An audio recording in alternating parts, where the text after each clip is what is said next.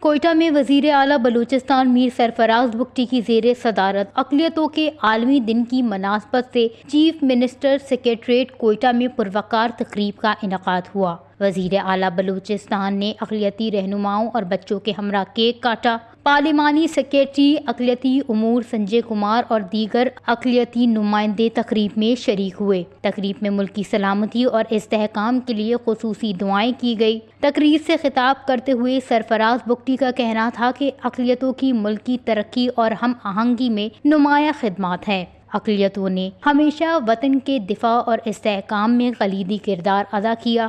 حکومت بلوچستان اقلیتوں کے حقوق و فلاح و بہبود کے لیے پرعزم ہے۔ صوبے میں اقلیتوں کو مساوی مواقع اور مکمل تحفظ فراہم کیا جا رہا ہے۔ اقلیتوں کی مذہبی آزادی اور ثقافتی شناخت کے احترام کو یقینی بنایا گیا ہے۔